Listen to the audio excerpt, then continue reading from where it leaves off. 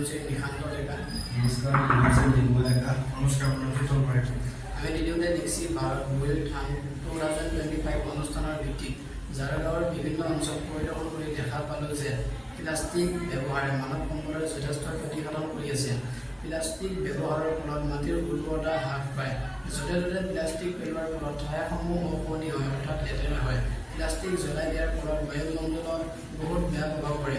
গতিকে আমি প্লাষ্টিক ব্যৱহাৰ নকৰি কাগজৰ ব্যৱহাৰ, বিয়া সবাহত ডিছপাতৰ সলনি কলপাত ব্যৱহাৰ, পানী খাবলৈ বাঁহৰ চুঙা আৰু মাটিৰ পাত্ৰ ব্যৱহাৰ কৰিব লাগে।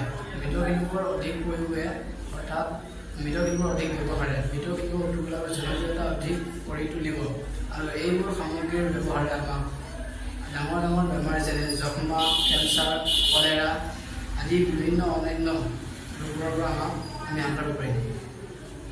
সমস্যাটো আমি কেনেকৈ সমাধান কৰিব পাৰোঁ জানো আহক। একক ব্যৱহাৰৰ প্লাষ্টিক পৰিষ্কাৰ কৰক। প্লাষ্টিকৰ সলনি কাপোৰ বা পাতৰ মোনা ব্যৱহাৰ কৰক। প্লাষ্টিকৰ সামগ্ৰী পুনৰ ব্যৱহাৰ আৰু পুনৰ ব্যৱহাৰ। আৱৰ্জনা সঠিক ডাষ্টবিনত পেলাই দিব লাগে। বিদ্যালয় আৰু সমাজৰ স্বচ্ছতা অভিযানৰ প্ৰয়োজন কৰিব লাগে আৰু এই অভিযানৰ জৰিয়তে সকলো সজাগ কৰি তুলিব লাগে।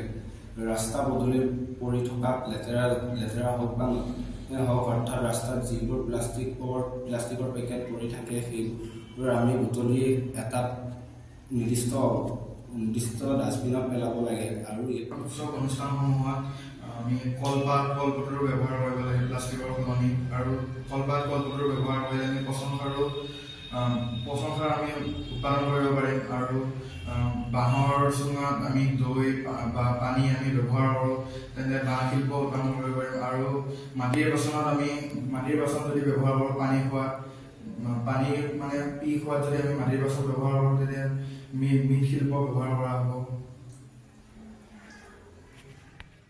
আমাৰ বিকশিত ভাৰত বুইল থান 2025 অনুষ্ঠানটোত অংশগ্ৰহণ কৰি আমাৰ বহুত ভাল লাগিল আৰু বহুত শিকিবলৈ পালোঁ।